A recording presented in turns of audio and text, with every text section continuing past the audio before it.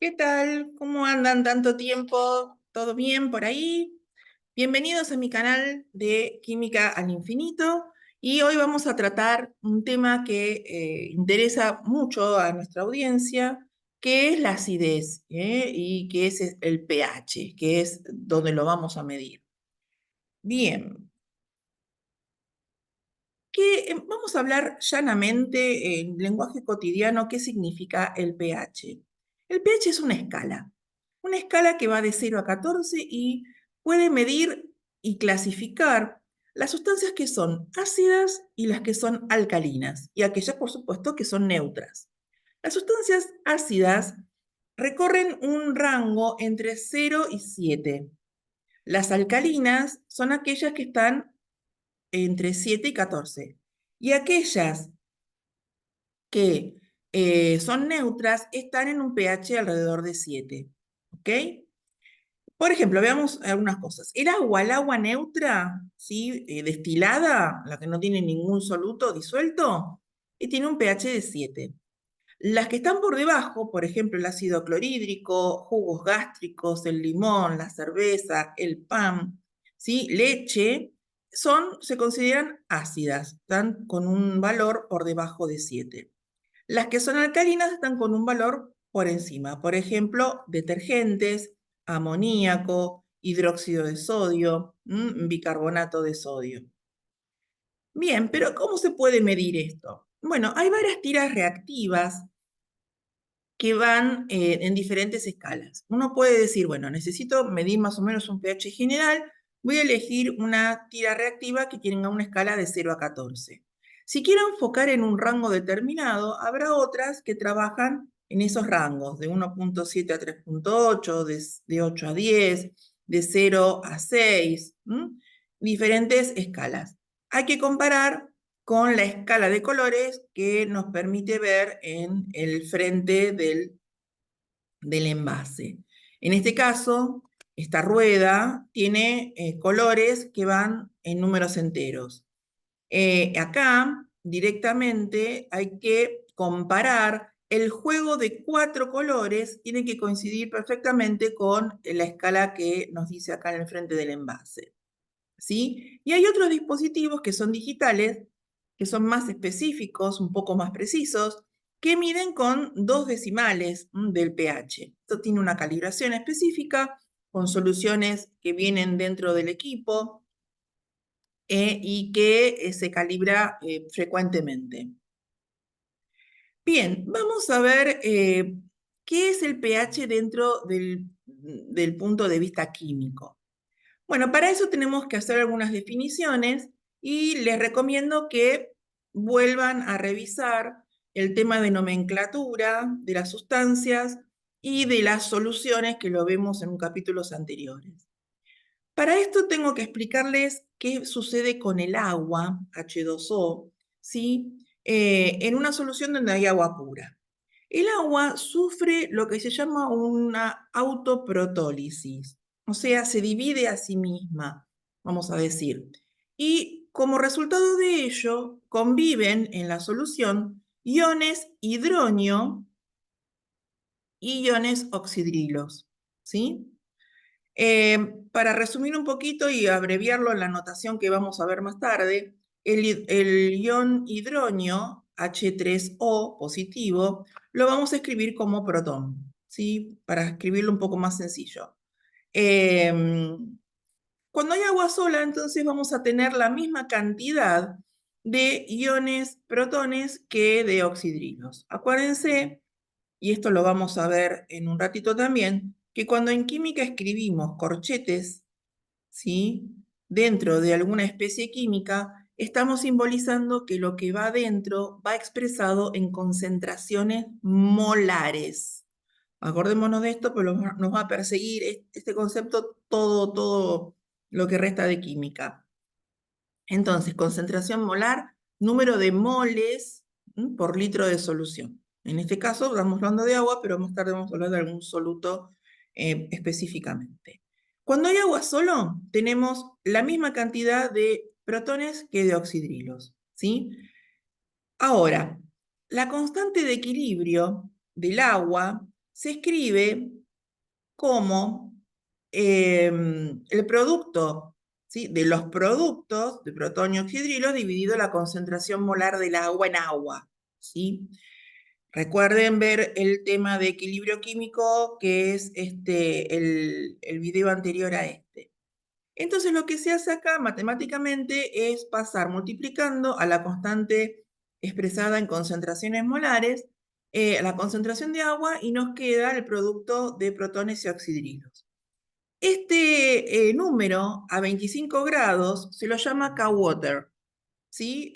Con la constante de equilibrio del agua, que tiene un valor de 10 a la menos 14. Por lo tanto, como la constante de equilibrio del agua es igual a la 10 a la menos 14, no nos queda más remedio que decir cada una de las concentraciones de protones y oxidrilos son iguales y valen cada una 10 a la menos 7 molar, cuando estamos hablando de agua sola. ¿Ok? Ahora, si tenemos ácidos disueltos en el agua, la cantidad de protones van a ser mayores que la cantidad de oxidrilos. Ahí es donde se empieza a desbalancear todo esto que estábamos viendo y nos da lugar a la definición después de pH. Entonces, ahí vamos, ahí vamos. Entonces, el señor Sorensen, un químico, introdujo en el año 1909 el concepto de pH con el objeto de simplificar el manejo de las concentraciones. Ven que son números muy chiquitos, estábamos hablando recién de 10 a la menos 7 molar, o sea, 6 ceros después de la coma y en el séptimo decimal estoy poniendo un número. Para hacer esa escala mucho más práctica, lo que se hace es hacer una escala logarítmica, ¿sí? Y se dice que el pH es menos el logaritmo decimal, en base 10, de la concentración molar de protones que hay en la solución, ¿sí? Cuando en química ponemos la P, entonces estamos hablando de un operador matemático que es menos el logaritmo de algo. Ese algo, en este caso, va a ser H, van a ser los protones. Más tarde, si hacemos pH, podemos hacer pOH, o sea, la escala en oxidrilos, ¿sí?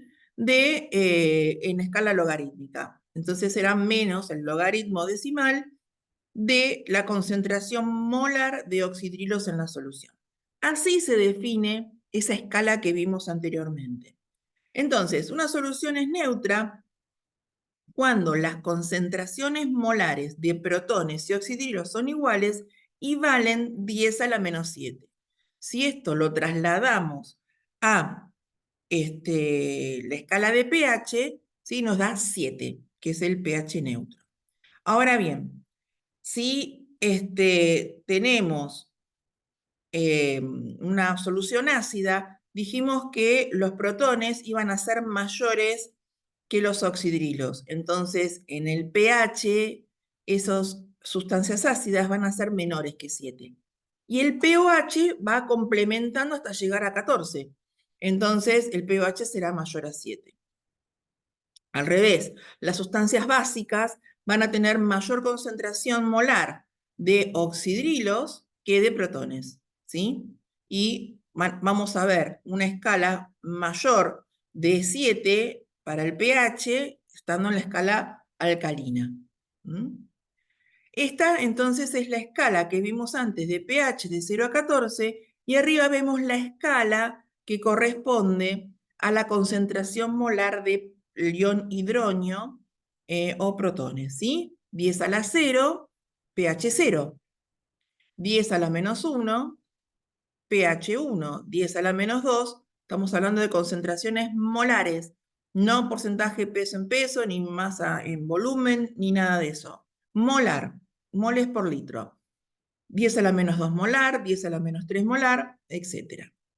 ¿Qué sucede cuando tengo concentraciones mayores a 1? A 1 molar o 10 molar o 100 molar. Bueno, en ese caso no está pensada la escala para soluciones concentradas. La escala está pensada para soluciones diluidas, ¿sí? Que van entre 0,1 y 10 a la menos 14. Para soluciones más concentradas, no quiere decir que no exista el pH, sino que no está preparada la escala pensada para concentraciones para expresiones de concentración muy concentradas. ¿Sí? Ok. ¿Qué significan los ácidos y bases fuertes? Bueno, cuando un ácido entra en solución acuosa, lo que sucede es una hidrólisis, ¿sí? Se separan en anión y catión. Bien, entonces ese ácido va a tener un aumento de esa concentración de protones que van a venir del ácido respecto de los que había en el agua, ¿sí? Así que los protones totales van a ser los que vengan del ácido y los que vengan del agua. Por eso como que se suman. Nada más que si estamos hablando de un ácido que está relativamente en concentraciones de 10 a la menos 2, 10 a la menos 3, la contribución de los protones que vengan del agua, que es 10 a la menos 7, no va a ser muy significativa. Entonces vamos como a despreciarlo en los cálculos matemáticos. Por ejemplo, si tenemos una concentración de ácido clorhídrico de 0,01 molar, esto es 10 a la menos 2 molar, el pH va a ser 2. ¿Por qué? Porque vamos a tener menos el logaritmo de la concentración de protones que vienen del ácido, que es 10 a la menos 2. Esto se disoció totalmente. Y para calcular cuánto es el pOH, que a veces lo piden en algunos problemas, hacemos 14 menos lo que nos dio el pH. ¿Por qué 14? Porque es menos el logaritmo de la constante de equilibrio del agua, menos logaritmo de K-Water, 10 a la menos 14. Eso me da 14. Entonces 14 es igual a 7 más 7, que es el pH más pOH. De esa manera calculo rápidamente el pH y el pOH, los puedo intercambiar. Ahora, veamos una cosa, antes de seguir con esto. Si yo tengo un ácido que en vez de estar en concentraciones ácidas, ¿sí? Menores a 10 a la menos 6, por ejemplo, lo tengo en 10 a la menos 8 a 10 a la menos 9. ¿Cuánto me va a dar el pH? Y pensemos en términos químicos y usando la lógica y el sentido común, que es lo que tiene que reinar en todos los ámbitos de cálculo. Bueno, resulta que, según la matemática, me da un pH 8. Hago menos el logaritmo de 10 a la menos 8 y me da el pH 8. Ups, me dice que es básico. Ahora, ¿un ácido me puede dar un pH básico? No. ¿Qué sucede? Que la cantidad ahora de protones que vienen del agua es mayor a la contribución de protones que vienen de este ácido. ¿Quién gana entonces en la ponderación? Gana la cantidad de protones que están en el agua y es 7. Entonces, cuando un ácido está muy diluido, muy por debajo de la concentración de protones del agua, decimos que está neutro. Es como echar una gota de ácido en el mar. No se va a sentir, ¿sí? A los términos de la manifestación de algún síntoma o algo en la piel, por ejemplo, ¿sí? Nosotros sabemos que si ponemos la manito en ácido, la va a destruir, pero si la ponemos en agua, no tenemos ningún problema. Por eso, a veces en los envases que vienen de ácido muriático, que es el ácido clorhídrico, o el hidróxido de sodio, que es la soda cáustica, ¿sí? Que nos dicen para destapar cañerías o otros usos domiciliarios, dicen cuidado con ponerlos o contacto con la piel, tener cuidado, poner los elementos de protección personal, etcétera, porque son muy corrosivos y dañan, queman realmente la piel. Por eso es interesante conocer las acidez, los pHs de las sustancias que manejamos cotidianamente, más que nada los productos de limpieza, que son bastante agresivos para justamente sacar la grasa o las corrosiones de algunos objetos de hierro, etc. Entonces, hay que tener cuidado con el manejo de estas cosas.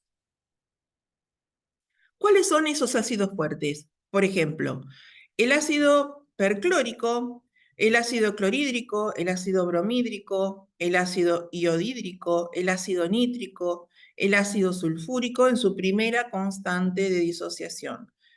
Cuando veamos ácidos débiles en el próximo capítulo, vamos a ver que los ácidos dipróticos tienen como dos partes en las que se disocian.